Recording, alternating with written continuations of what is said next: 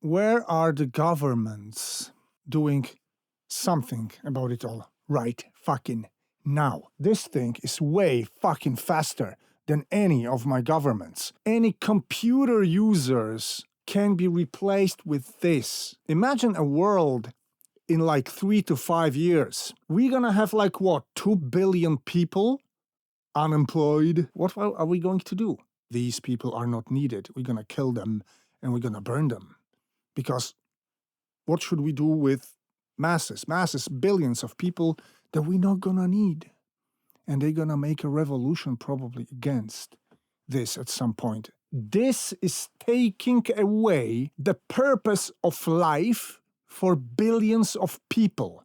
Udio has some possible issues with copyright, is doing irreversible damage to human culture. And dear governments, it's time you get a bit fucking faster. Hello everybody, this is me Paul, welcome back to my studio Warsaw, Poland, and to my humble YouTube channel. Guys, my latest video about Udio AI broke all the records. And though it's gonna be probably demonetized because I swear there a lot, I don't care. It had an impact. Some people saw this video, so you know what? I decided to go with a series. I'm gonna call this series AI Watch. Yes. And that's, let's say, episode number 1. The previous one was episode number 0. This is episode number 1. Because I'm gonna take a deeper look into AI world in music and sound. Why? Because it's a threat, actually, and I deeply believe that this is not the way it should be, and this is not the way it should go. It's gonna generate social, economical, and civilizational cost we're not ready to pay. And I'd like to present my approach towards it. I would like to explore this world more to understand it better, maybe change my points, my positions. Also, to make my voice heard, because I said in the previous video, we're helpless, we're artists, we're not gonna organize into protests. But you know what? We've got so-called citizen web-created media, like this very channel. So, actually I can have an impact. I just have to speak things out loud. And that's what I'm gonna do in AI Watch series. And the topic for today is Udio, a new AI music service that I just mentioned in the previous video. And people told me in the comments of the previous video, you have to try it, it's great, it's even 10 times better than Udio, or maybe 10 times worse. And you know what, I tweaked this and I discovered something crazy very quickly. And it concerns copyright of really some famous artists, and I think that's totally not right. I do believe that there are lawyers already working on this, because that's gonna be some money to grab for the lawyers and to fight for the artists so that they also can minimize the harm that's been done, because I do believe that what you're gonna hear is the harm that cannot be reversed already to the music world, to the music industry. Let's go. Of course, if you think this channel is a cool place, think about subscribing right here, think about getting notified, liking this vid, and commenting on this one particularly down below, because let's make our voices heard, guys. Thanks.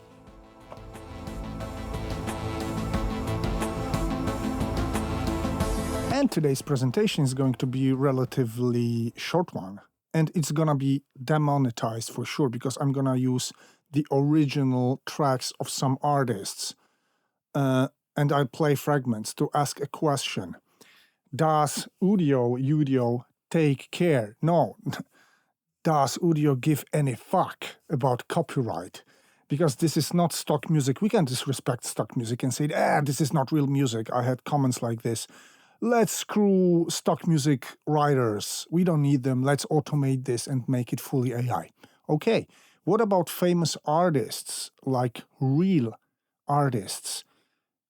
Can we copy and reproduce their work? And my question is, I'm not saying it's the case, but Does Udio take any care of copyright, and what did they feed to the machine that it gets output of this kind you're gonna hear in a minute? And the last question, what does it all mean to us and to some really famous artists? Guys, let me start with Massive Attack style trip hop.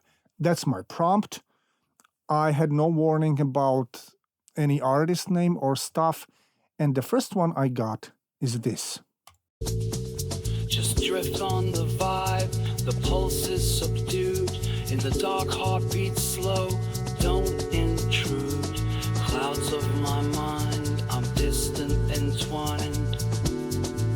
Yes, and it does remind me the voice of Robert Del Naja from Massive Attack, but please listen to the bass line of Safe from Harm.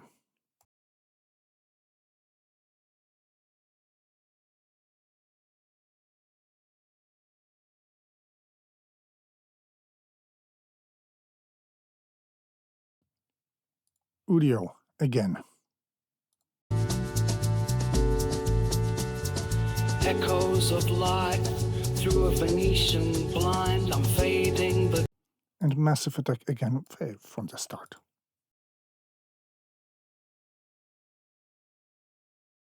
It's even in the same fucking key. Coincidence? Might be, but I don't really think so, so to say. Number 2. Also, no warning of any kind. Depeche Mode style 80s track.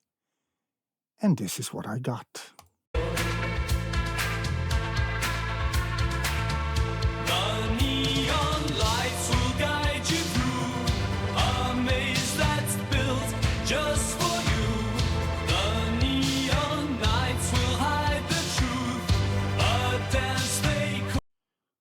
All people know voice of Dave Gahan. It's a really very specific voice. And I don't believe somehow, I can't claim it's true, but let's say I find it hard to believe that they didn't feed any Depeche Mode music to this. Because, for example,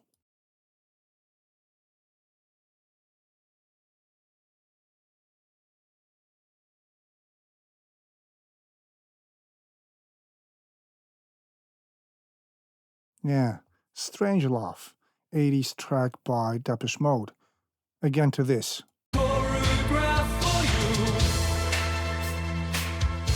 Sometimes I can't resist. Where does plagiarism start?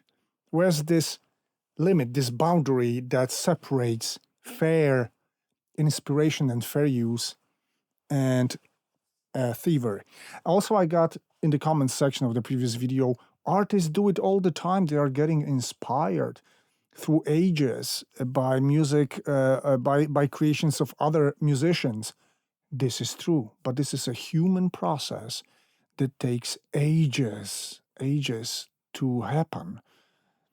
And this is how the culture is born, reborn every year, every month, every minute probably. This is something else. It's all the human culture taken away from humans and reproduced fucking instantly in favor of the owners and investors of this platform with huge, irreversible harm to everybody else. Tell me it's different. Number 3, my friends, Skrillex style ragga step with Jamaican vocals. Yes, I'm thinking about Make It Bundam by Skrillex. Let's hear the AI creation. Also, no warning, nothing.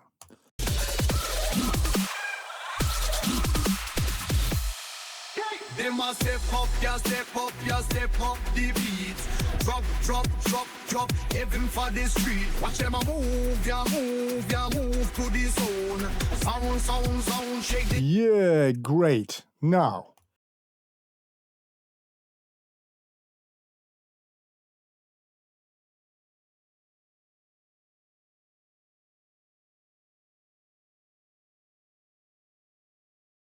Yes, and now, again, this thing. Or you know what, maybe the second one. Them a rave over this, over this. And them a jump over this, I feel it sound so massive, the crowd,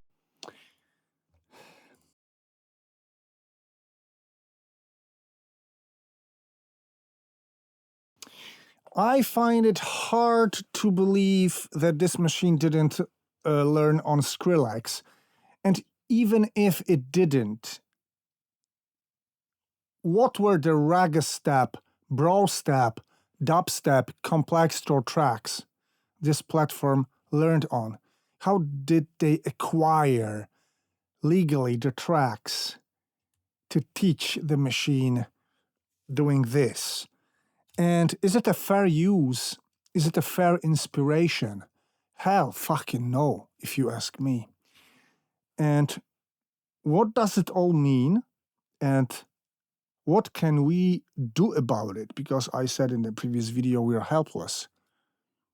For now, kind of, but let's sum the things up now. So, what I'm gonna say again is not going to be probably very nice, nor polite, nor politically correct, but I really don't care. Where are the governments doing something about it all right fucking now?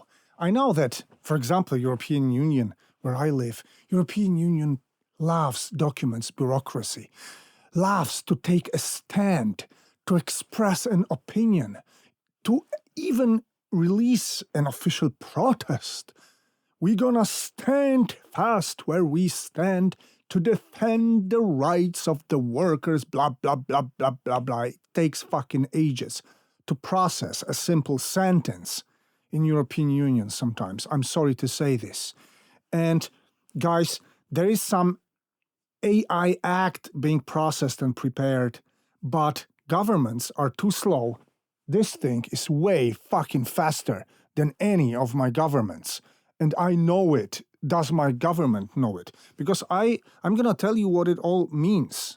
And this is far beyond music. I can diagnose it best with music, in music field, because this is my field of expertise on everyday basis.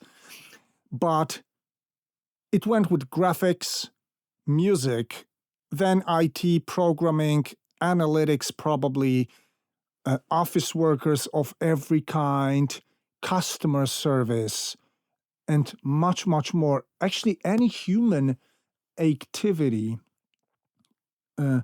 requiring a computer can be virtually replaced. This machine learning can learn literally fucking anything. It can reproduce any human activity in digital world. And what it means is that it's not the point that stock musicians going to be shut off and gonna go do something else. IT workers, office workers of any kind, customer service workers, any digital creators and artists, any computer users, professional PC users can be replaced with this. And imagine a world in like 3 to 5 years. We're gonna have like what, 2 billion people unemployed, but we have to feed them, we have to give them water, we should give them some occupation so that their life makes any sense. We just can't take the sense, the meaning of life and the life itself from these people, right? Or can we? What are we going to do? Are we going to do like authoritarian regimes of the 20th century said, like some Nazi or communist regime said, these people are not needed, we're going to kill them and we're going to burn them? Because what should we do with masses, billions of people that we're not going to need? And they're going to make a revolution probably against this at some point. I can easily imagine this. in a couple of years when nothing changes, because I don't give a fuck about the music I'm making. I'm fine with it. I know who I am. I know I will manage. But if all this happens in this pace, the world, the humanity is not going to manage. Our societies, our economies, our civilization models not gonna keep up the tempo. We're not prepared for what's happening right now.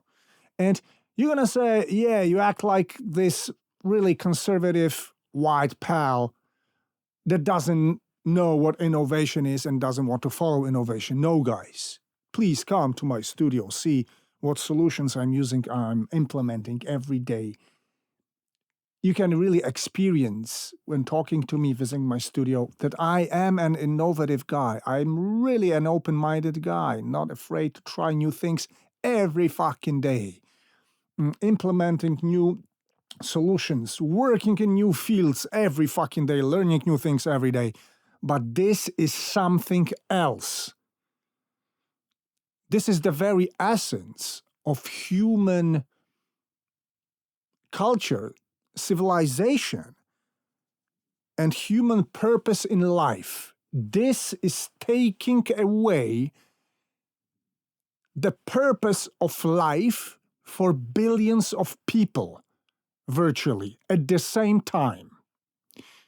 And these algorithms get better every day. So people say, come on, it's not that good. It's like lo-fi, grainy stuff. It's never going to replace human. How do you know? How do you know?